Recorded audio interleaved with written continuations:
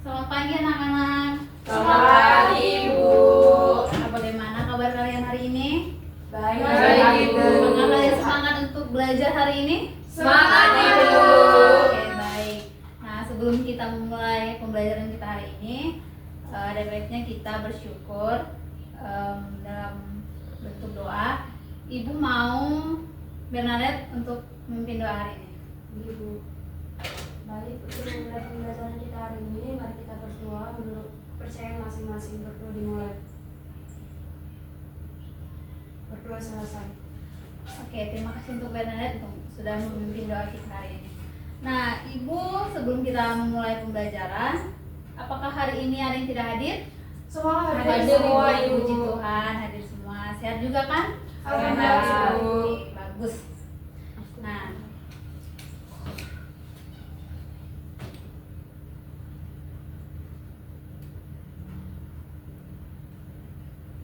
Nah, di depan ini ada dua gambar kucing. Yang satu kucing yang masih kecil, yang kedua itu adalah kucing yang sudah dewasa. Nah, pertanyaan Ibu adalah, mengapa anak kucing bisa tumbuh menjadi kucing dewasa? Oke, untuk Kesha, Karena makan, Ibu. karena makan. Terus Ernanda tadi unjuk tangan juga, kenapa Ernanda? Karena dia bertumbuh dan berkembang, Ibu. Oke, bagus ya, jawabannya juga benar. Namun yang untuk pertanyaan yang Kesha tadi, bagaimana makanan bisa membuat tubuh kucing itu bertumbuh besar? Karena makanan itu memiliki gizi, Ibu, untuk pertumbuhan dan perawatan sel. Oke, baik, jawabannya juga bagus ya. Nah, tahukah kalian bahwa tubuh kucing seperti halnya tubuh kita yang tersusun dari unit-unit kecil yang disebut dengan sel.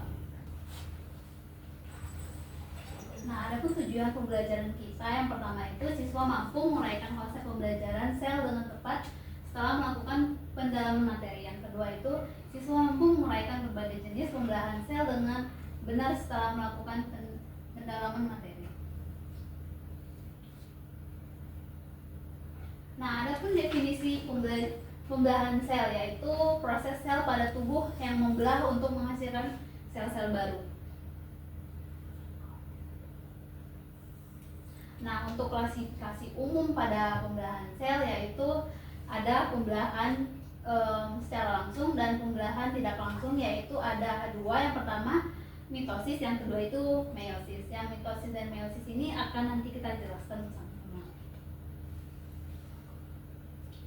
Nah, adapun pembelahan langsung itu yaitu pembelahan sel yang bisa langsung terjadi setelah materi genetik digandakan.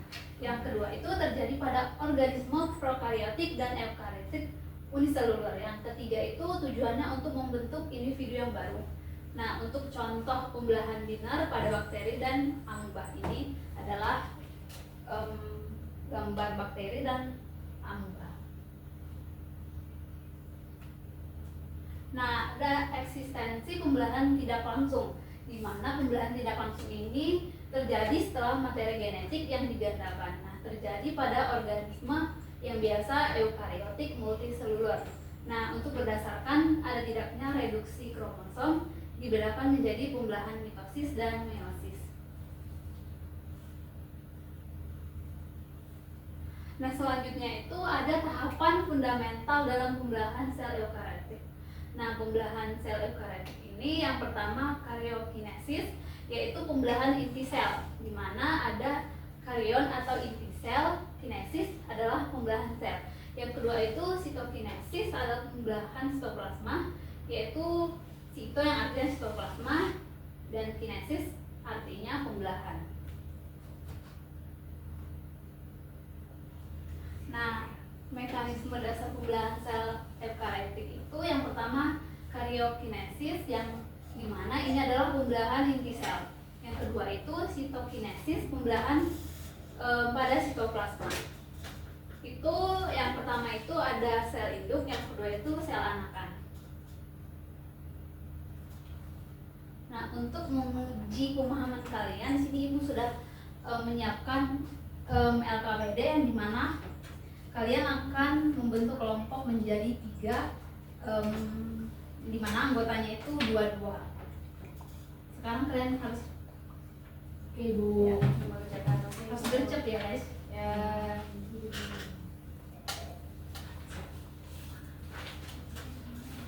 Ini untuk kelompok 1 dikerjakan ya. Kelompok 2 dan kelompok 3. Jika ada pertanyaan, mohon ditanyakan pada Ibu supaya pengerjaan lebih optimal. Baik Ibu. Ibu akan memberikan estimasi waktu selama 10 menit dalam pengerjaan. Dimulai dari sekarang.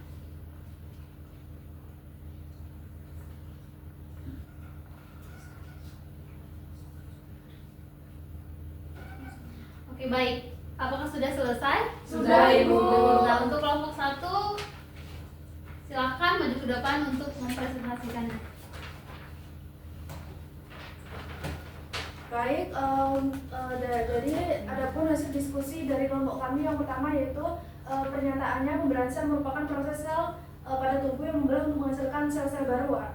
Jawabannya benar. Lalu hanya sel yang memiliki membran inti yang dapat melakukan pembelahan sel. Salah, karena pembelahan sel dapat dilakukan oleh sel prokariotik maupun sel eukariotik. Baik. Itu yang kedua, itu pembelahan sel eukariotik meliputi 2 proses. Yang A itu karyokinesis, pembelahan inti sel. Kemudian yang B itu sitokinesis, yaitu pembelahan sitoplasma. Baik, sekian pembahasan dari hasil diskusi kami. Saya ucapkan terima kasih. Untuk kelompok 2 bisa menjelaskan di depan juga. Baik, menurut kelompok kami di sini ada pernyataan proses karyokinesis terjadi terlebih dahulu daripada sitokinesis. Kami menyatakan bahwa itu pernyataan yang benar. Sel akan menjadi 2 anakan sempurna setelah melakukan karyokinesis atau sitokinesis saja. Kami menyatakan pernyataan itu salah. Dan sel anakan yang akan memiliki inti sel sendiri dari hasil karyokinesis itu kami nyatakan benar. Dan untuk soal yang kami dapatkan yaitu pembelahan sel dapat dilakukan oleh, kami menjawab dapat dilakukan oleh prokaryotik dan juga eukaryotik. Terima kasih. Baik sekali. Sekarang adalah kelompok 3.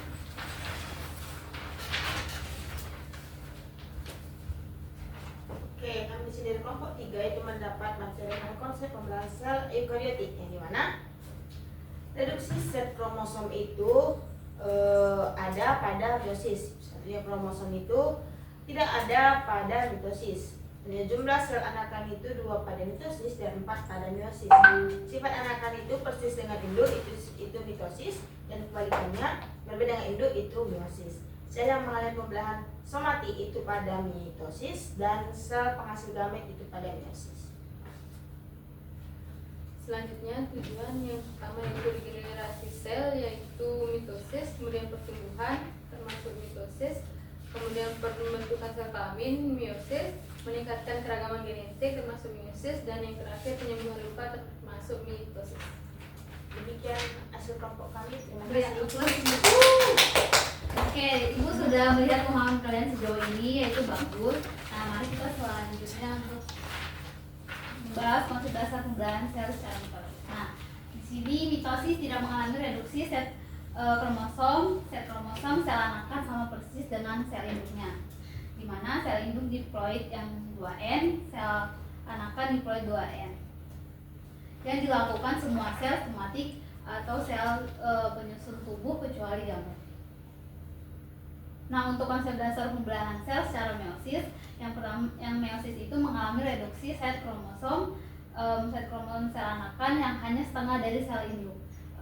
Ini terjadi hanya pada sel penghasil gamet, bukan pada gametnya.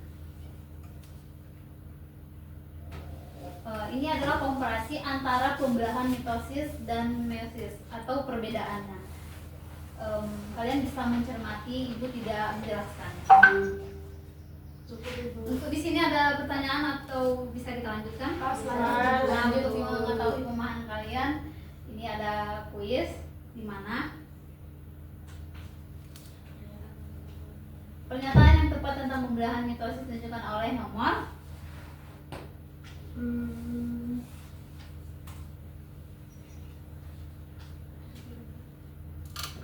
Ada yang bisa jawab? Nomor 4 Ibu.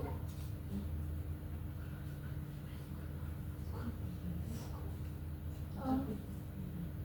Ada yang bisa menjawab?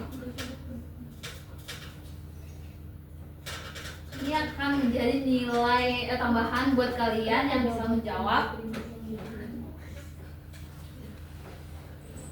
C Bu, C. Siapa nih? Kalau angkat tangan dong. Ernanda. C Ibu. Oke, kita coba ya. Yeay. Sekarang untuk yang kedua ini, gambar di samping merupakan jenis pembelahan A. Mitosis, yang B. Meiosis. Meiosis. Bernadette, meiosis? Meiosis. Yakin. Mitosis. Mitosis Bu. Yang mana nih yang benar? Mitosis. Yeay. Yang untuk pertanyaan terakhir atau quiz terakhir, pembelahan sel dapat dilakukan oleh C Bu. C. Coba ya. Yeay. Ya. Nah, untuk itu